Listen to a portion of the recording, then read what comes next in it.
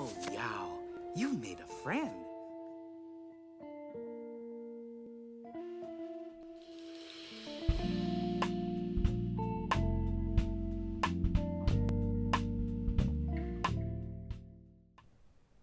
Another day, another writing challenge. You sound we're here excited. Monday, August 23rd, 10 a.m.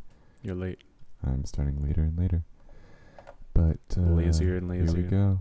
Random sentences. And here we go. When he asked her favorite number, she answered without hesitation that it was diamonds. What the hell does that mean? This website never fails to give us weird sentences. The first thing I'm thinking about, a girl who's very materialistic. Maybe it's the journey of a guy trying to find who he loves. Man, you I sound think tired. better when just jotting down stuff on the notepad. So I will see you all when I have some stuff to work with. Alright, catch you later. Catch you in an hour. It's really gonna take him a whole hour to... Oh, he's doing a beat sheet too. I guess he's doing finish some notes real quick and then wanted to just bang out a beat sheet. I respect that. Done with the beat sheet. How long did that take beat you? Sheet. Usually, after I'm done with the beat sheet, I'll move it over to Final Draft to get a more detailed outline, but it's already 12:14. I'm kind of hungry. I'll Oof, break for lunch. 2 hours.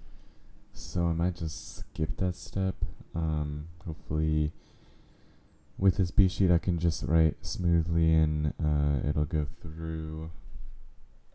The reason I do the outline in Final Draft is just so I can get the slug lines out, and then I have a pretty easy flow when I'm actually writing, and I don't really have to think about the next scene or Don't want to think at all. That.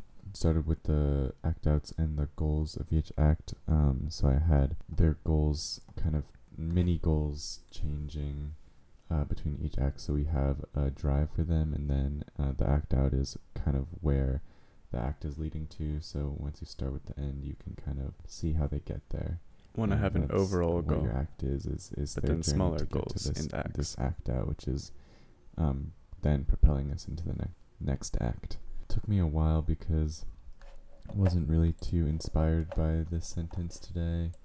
I decided to go for like a more Western and kind of going off the gold rush and then getting sidetracked to find diamonds instead. So that's kind of the basis of my idea. So here we go. And here I have to go.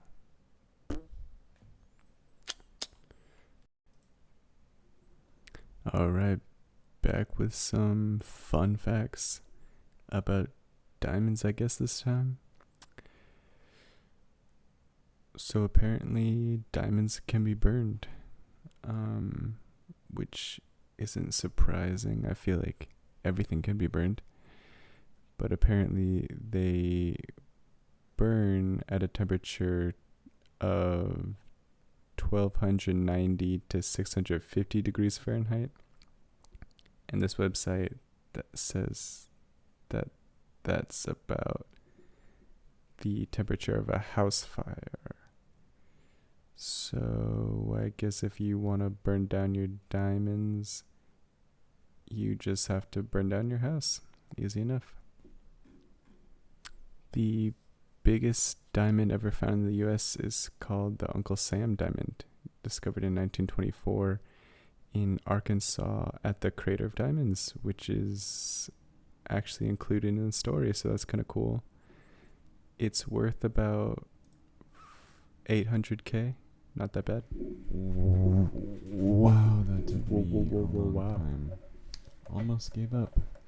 I even stopped recording and went to lay on my bed because I was Quick going to nap? quit and take a nap because I thought there was no way I was going to finish this before 11 hours or before 12 hours. I'm just going to try to push through. If I want to try to beat 10 hours, I only have 5 hours left. It's 4:37. You got so it. that is a bit of a reach. I'd have to write more than an act an hour, which, judging by the Easy. first act, it took me like 3.5 hours, so that's not great. So I don't think I'll be beating any records set by me today.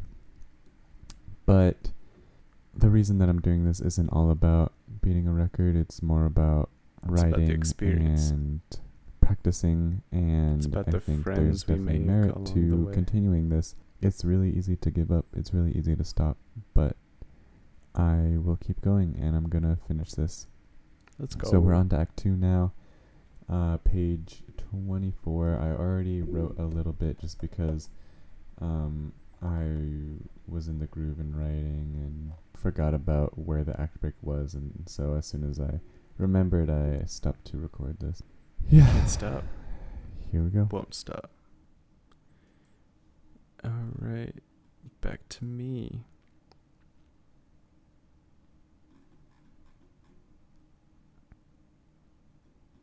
Just looking through the fun facts here.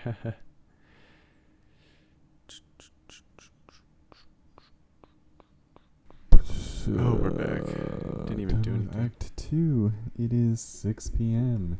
I am super tired. I've been tired 6 the whole p.m. day, which already? kind of sucks because Jeez. it's really hard to write when you're super tired, especially write for 12 hours straight. Ain't So, that the truth? yeah, not much to say. Just on to the next one. I feel that. Alright. Back to me, back to me.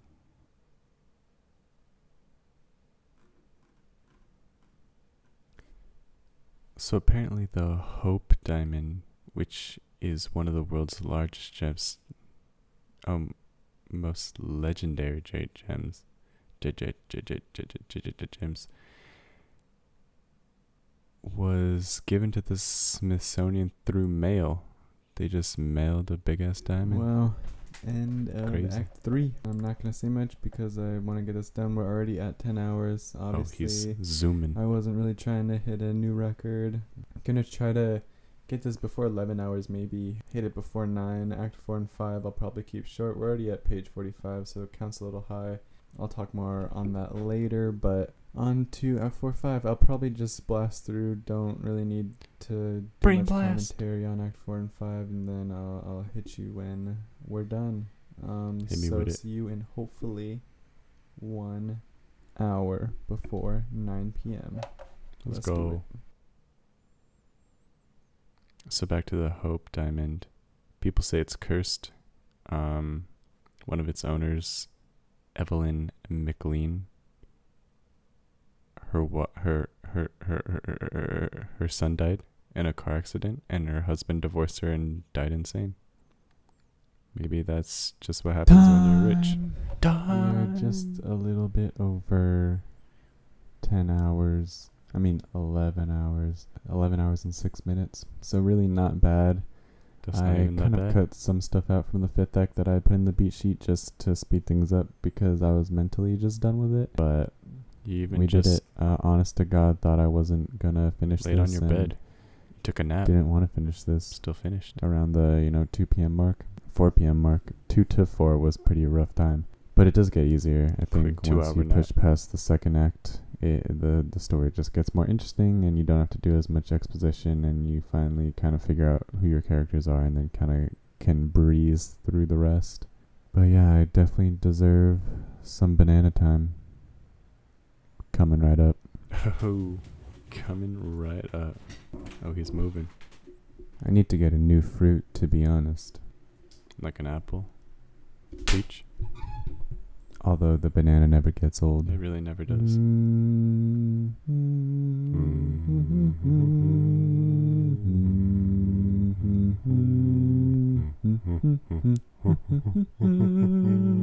Quick harmony. Oh, he's still going. Kind of creepy. Alright, I'll hit you in a little Thank bit God. with the overviews. let's do it. Ciao.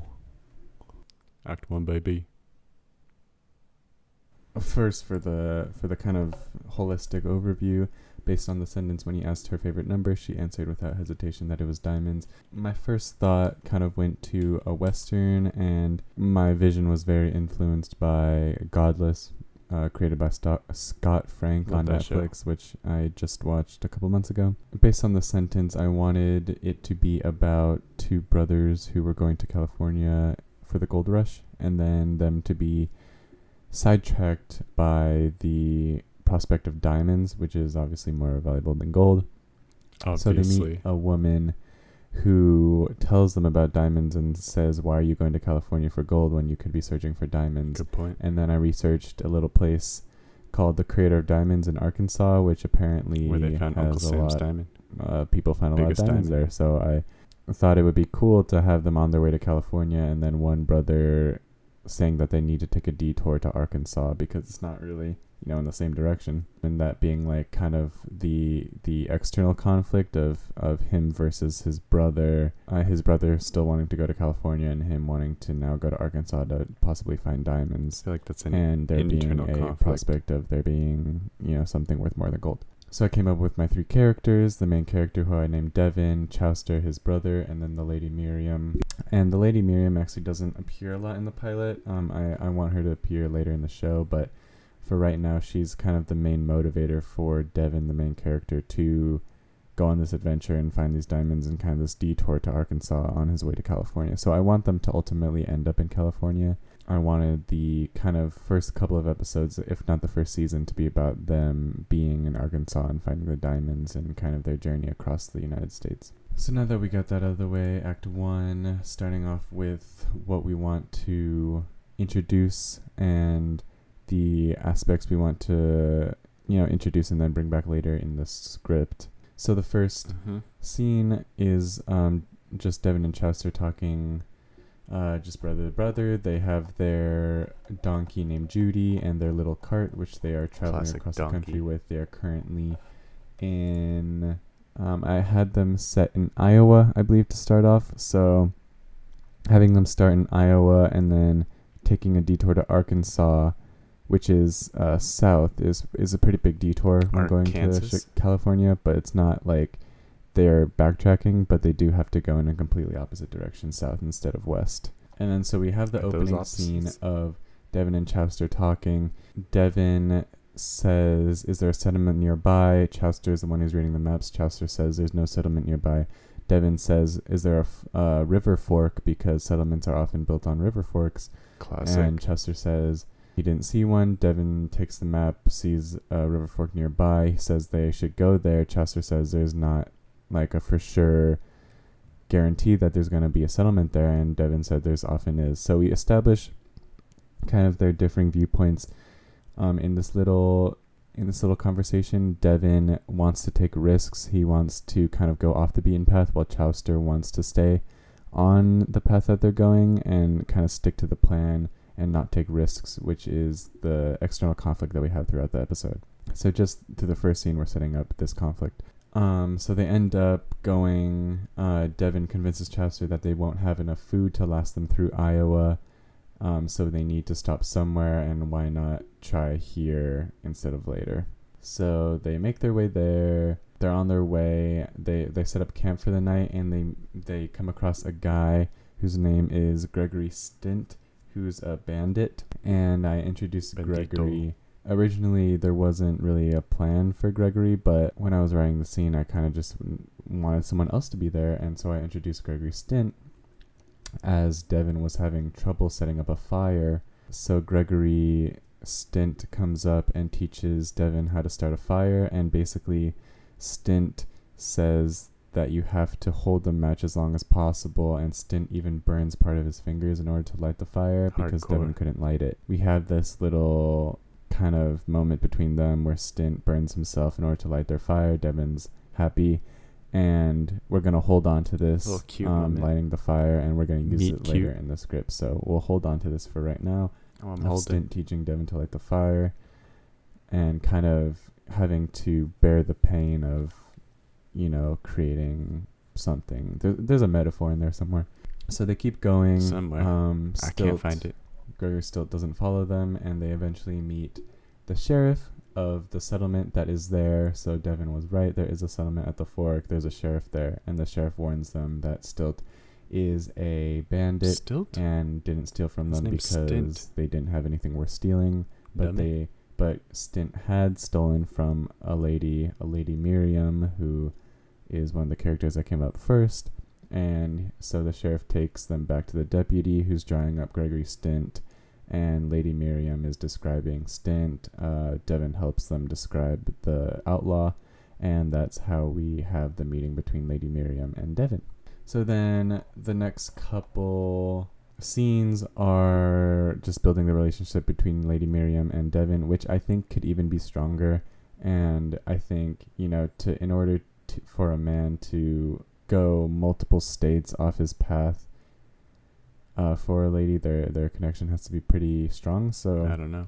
Definitely could Men be doing build that up there. crazy stuff. But Lady Miriam and Devin get close. Lady Miriam eventually says, why are you going to California for gold when you could have diamonds?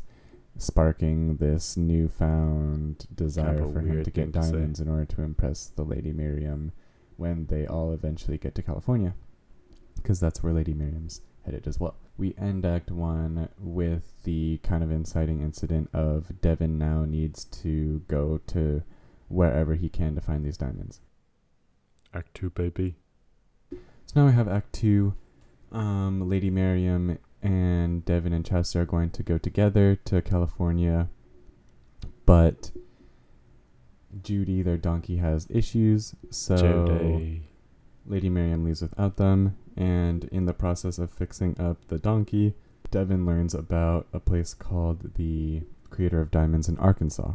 He tries to convince Chester that they should take a detour to Arkansas. Again, we have this external conflict of their ideologies.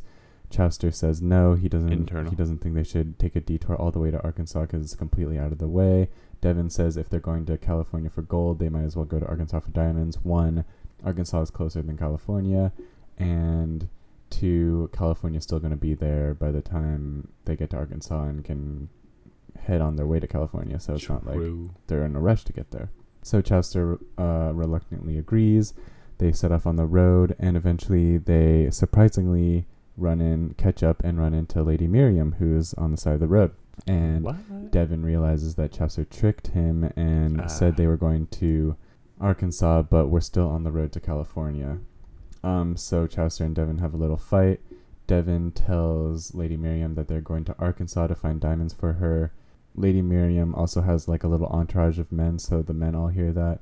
This is going to be important as well, and this is kind of why I needed them to meet again. I came up with Chester's deceit, which was in line with his character, was in line with the conflict, and which ultimately allowed us to meet up with Lady Miriam again, and for Devin to kind of spill out his plan in order to introduce our antagonist, who is going to be one of the men of Lady Miriam's entourage. Lady Miriam boasts that one of her men, his name is Lars, is good at hunting and is valuable to her, and so we'll take that and we'll put it away for now as well, because that comes back later. Take it, put it in my pocket. So now Chester and Devin finally set off to Arkansas. Chester can't really lie anymore. Devin's onto him, so they finally have to go to Arkansas. They set out on their journey, and then that's how we end Act 2 with them finally being able to set off on their journey. And even though we have end of Act 1 is kind of the inciting incident, end of Act 2 is kind of really where they set off on their journey. And it's kind of our break. There's really no going back now. Now that Chester's, tried everything he can to stop them from going to Arkansas, now they finally have to go to Arkansas. Act 3, baby. Seeing the complications, bringing in the midpoint, which kind of changes the direction of the pilot. So in Act 3, we start off with them hitting a river that they have to cross. It's not much of an obstacle. They get to a shallow part. Devin and Chester end up slipping. They fall in. They have a little, brotherly love moment. Tickle fight. They mess Splash around. Fight. They ended so up cute. being able to cross the river, and then they get to a house where a little girl comes out and yells for help. Chester doesn't want to help her. Devin wants to help. Again, another external conflict between the brothers. Internal. Just going based off of their personalities, conflicting personalities. So Devin goes to help her. Chowster basically tackles him before he can, and Chowster sees that the little girl has chickenpox, and the little girl says that her parents are sick, and Chowster says they can't help them, and inevitably Devin and Chowster have to move on because the little girl is sick and they don't want to get sick as well. So then after the little girl, they're on the road again, and Chowster realizes that there's bread missing from the cart. He accuses Devin of eating it or losing it in the river or not keeping an eye on the cart. They have a little fight about it. Chowster kind of brings up they shouldn't have helped the little girl. They shouldn't have gone to Arkansas. It's kind of like we're reaching the all is lost moment. So we're getting more and more Chowster. We're building up Chowster's resentment kind of toward Devin. We're seeing how their different personality is really taking a toll on their relationship. So then finally night comes, they're sleeping, they don't know what happened to the stolen bread, and they hear someone rummaging through their cart. They look up and it's Lars, the guy from Lady Miriam's entourage. They find out that Lars followed them in order to get diamonds for Lady Miriam as well. This is probably the most unbelievable part of the script, but Devin basically tries to convince Chowster that Lars and them have a common goal in mind so they can help each other out, and Chowster agrees to let Lars come with them as long as Lars agrees to capture animals for food. Lars is a good hunter, which we mentioned before. So then they go to sleep. End of Act 3, they wake up and Lars has stolen the donkey and stolen their cart, so they basically have nothing. That's how we end Act 3. Right, bro. Act 4, baby. Alright, so then we have Act 4, Act 5. Act 4 is pretty short. It's basically starts off with Devin and Chowster walking. Chowster starts to have a cough, so we introduce that Chowster has an ailment now, most likely from trying to help that little girl from the house before. Chowster and Devin are walking. They walk through night. They're trying to catch up to Lars and their donkey and their cart. And finally, they are able to see it. They come across the donkey grazing and Lars with the cart. So they steal Judy, and Judy steps in a trap, which Lars had set to catch animals. Bringing back Lars is a good hunter, bringing that all around and having that be kind of the ultimate complication that they're facing. So Judy, their donkey, gets stuck in a trap. She breaks her leg. Can't fix that. A donkey with a broken leg is pretty much useless. So now they have no way to pull the cart. So Devin goes back to where Lars is sleeping on top of the cart. He is able to reach into the cart stealthily, pull out the box of matches, and bringing back lighting the fire with the thief from the beginning. Devin tries to light the match in order to set the cart on fire. He struggles until he keeps holding the match until his fingers burn. And then he's able to set the cart on fire. Again, there's a metaphor in there somewhere. Not really sure what it is, but I like that moment. Devin sets the cart on fire. He runs away. We assume Lars is engulfed in flames and dies in the fire. He did. So Devin and Chowster keep walking. They have no food, no dead. Donkey, no cart now because Devin set it on fire.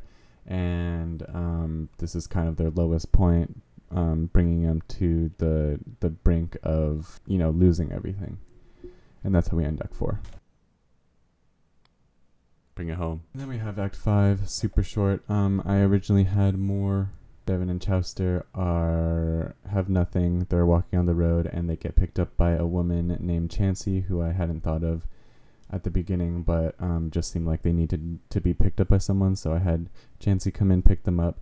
She lets them know that they're in Arkansas finally, so it's kind of a winning moment when they didn't know where they were. Devin, where in Arkansas, sees something shiny on the side of the road. He runs and picks it up. He thinks it's a diamond, but it's really mica, which is pretty common rock. Mica is brittle and it is shiny, but diamonds. Nowhere close to a diamond. So we see kind of Devin's ignorance to this whole situation.